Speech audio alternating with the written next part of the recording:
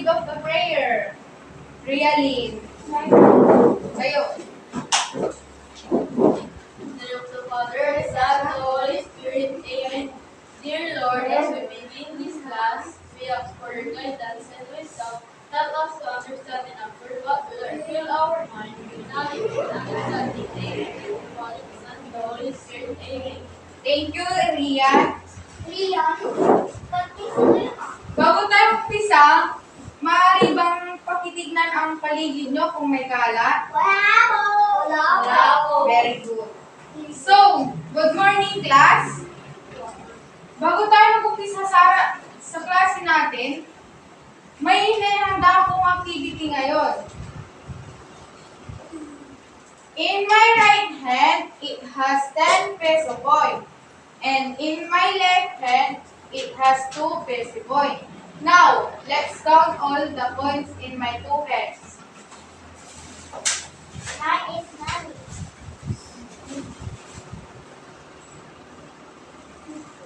Sa kabilang kamay, sa kanang kamay ko, may 10 piso.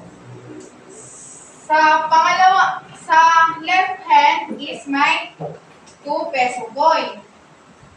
Now,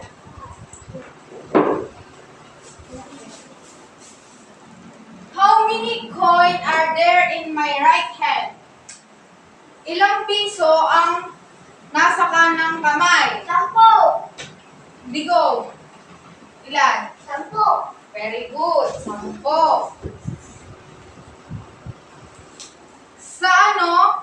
Sa kaliwang kamay, ilan naman? 2. 2. Tama. Very good. 2. 3. What mathematical operation are we going to use?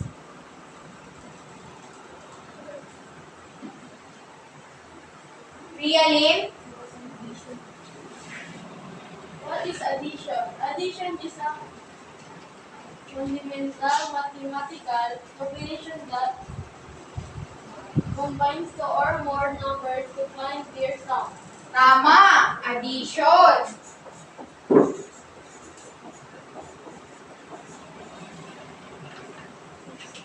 What is the sum of the coins if you will add the number of coins?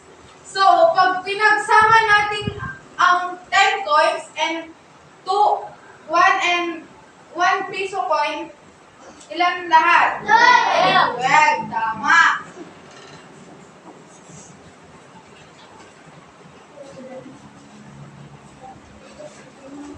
Now, mag-proceed tayo sa aralin natin.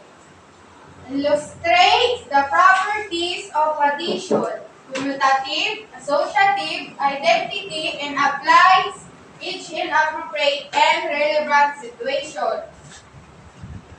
May idea ba kayo? Ano? Anong nakikita nyo sa mga mga example? Addition. Addition, tama. Now, what is the addition? Addition is a fundamental mathematical operation that combines two or more numbers to find their sum. So, ang addition is makakonekta ang commutative, associative, identity. We have 3 properties of addition. Sabayan niyo ko. Commutative, associative, identity. Now, dumako tayo sa unang 3 properties of addition is commutative property. The order of addends does not change the sum. Dito is kahit iba-iba ang addends is pare-parehas naman ang sum or yung sagot. So, example is 3 plus 2. 5. Because 5. 5. Very good.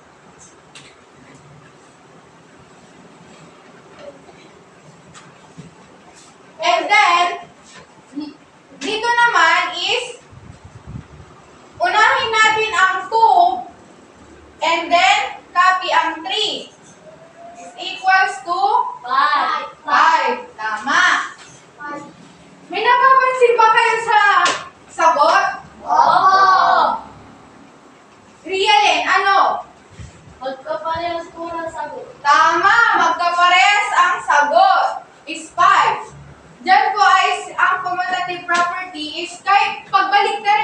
numbers is parehas pa rin yung sagot. Dumako naman tayo sa isang example. 2 plus 2. 4. 4. 2, copy natin yung 2 plus copy din natin yung 2 is equal to 4. May napapansin ba kayo? Opo. Ano? Magpaparehas. Tama, magkaparehas ulit. Yan po ay commutative property. The order of addends does not change the sum. Dumako naman tayo sa pangalawang 3 properties of addition. Ang associative property. The groupings of addends does not change. Dito, ang example natin is, may napapansin ba kayong parenthesis? Opo. Diyan na tayo gagamit ng parenthesis. Ano ang parenthesis? Yung ganito. I-group natin yung dalawang number para makuha natin yung sum or yung sagot. Dito is dito, sa associative property is, makikita din natin dito na kahit baliktarin natin yung addends is pare-parehas din pa rin yung sagot. Kaya, 2, wait lang wala mo nang sasagot mga bata. 2 plus 3 plus 4. Sa tingin nyo, ilang number ang nandito? 9. Ilan ang number ang andito? 3. Tama. 3 yung andito number. So, ang kailangan lang natin is dalawang number. 2 number. Kaya, ang gagawin natin is i-group natin yung 2 at 3. 2 at 3. 2 plus 3 is equal to 5. So, alin yung natitirang number? 4. I-copy natin yung 4. So, ilan na yung number na ano? 3. Addition. Dalawa. Tama. Is 5 plus 4. 9. Tama. And then, 2 plus 3 plus 4. Parehas lang, di ba? Opo. And then, tayo sa pangalawang example. 2 plus 3 plus 4. May napapansin ba kayo sa dalawang example na yan? Opo. Ano? 7. Magkaparehas, di ba? Opo. Tama. So, iba naman ang gagawin natin. Ang i-group natin number is 3 plus 4 naman. So, i-copy natin ang 3 plus 4. So, ilan? 3 plus 4. Equal 7. 7. Tama. Ika-copy lang natin yung 2. Diyan is 2 digit na lang, 2 numbers. Kaya, i-equal natin or kukunin yung sagot. So, ilan ang 7 plus 2? 9. 9. May napapansin ba kayo sa sagot? Ano? Magkaparehas. Parehas. Tama. Diyan naman is na ano yung parehas ng sagot or sum. Kahit ilang numbers or ano paano yan is hindi magbabago pa rin yung sagot. Magkapareho pa rin.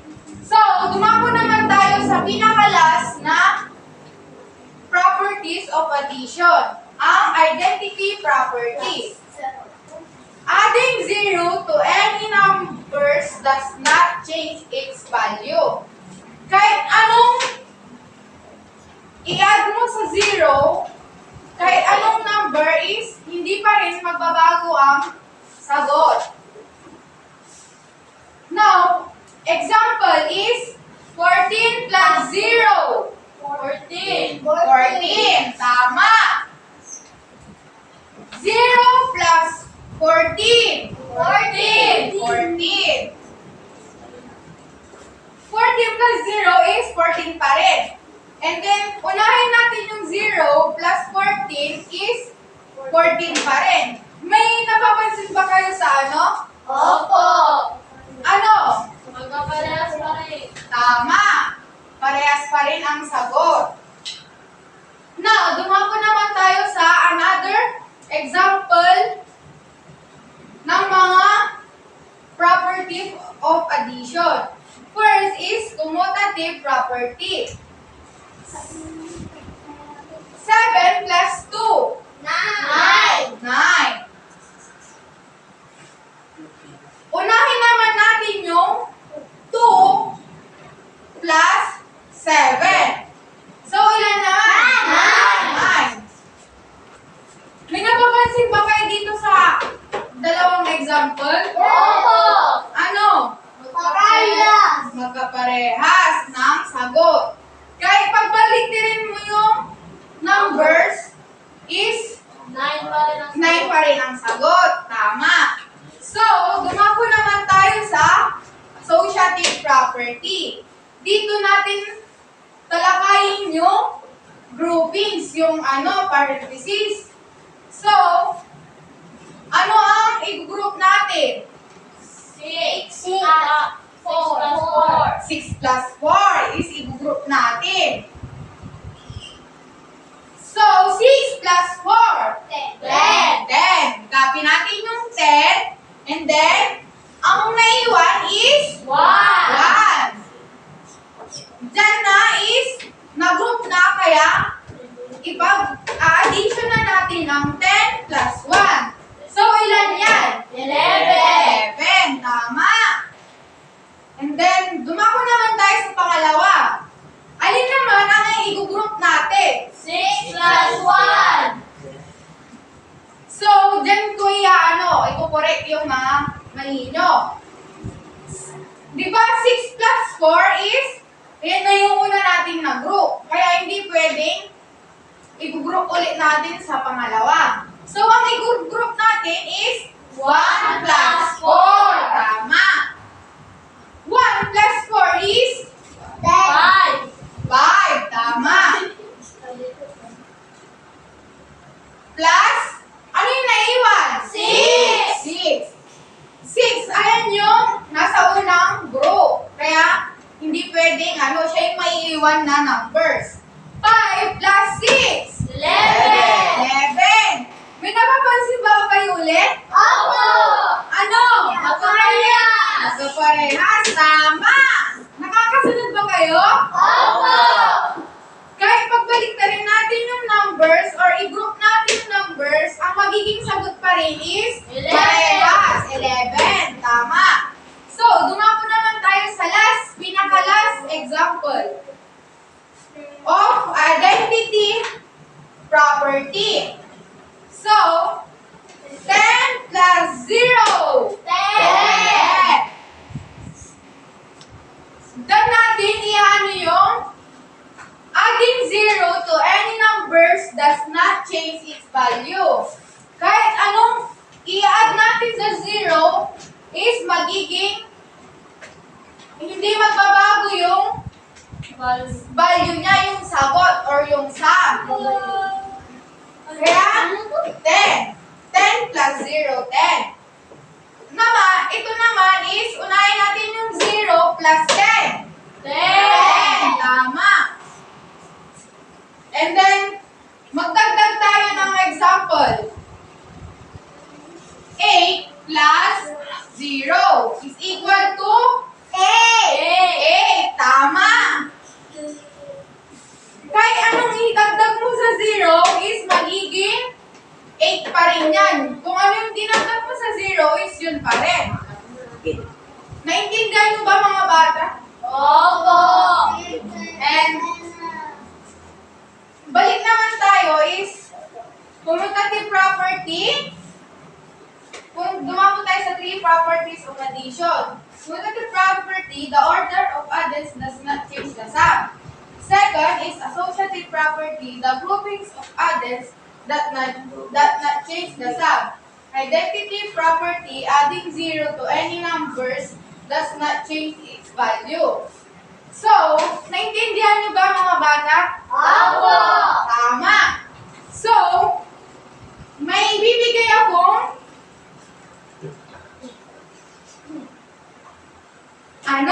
papel. Gagawin nyo ang activity na sinulat ko dito na inihanda ko.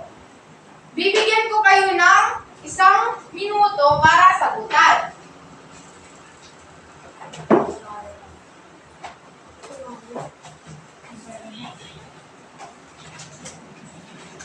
So, magsagot na kayo, class. Page 30.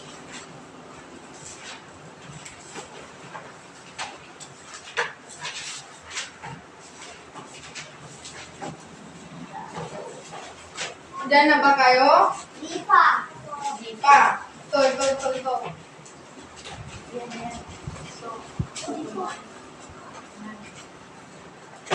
Ayan. Magsagot na kayo.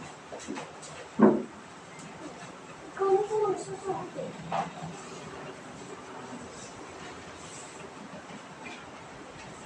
Tapos na ba kayo? Opo. Very good. So, ikukulit ko muna ang activity yung ginawa nyo.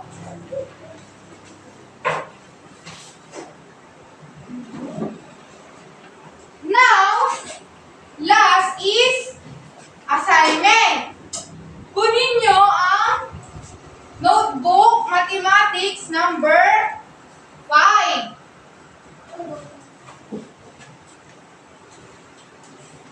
Isulat nyo ang assignment. Write the missing number in the blank space. Assignment nyo yan, sagutan nyo sa bahay. Opo. Naintindihan nyo ba? Opo. Tama! Very good! So, handa na ba kayo umuwi, class? Opo. So, tapos na ang klase natin at umuwi na tayo. So, bago tayo umuwi, linisin muna natin yung classroom. May gulutin nyo yung mga kalat. Oh, ayan. Very good. So, uwi na tayo. And bago tayo umuwi, magdasal muna tayo.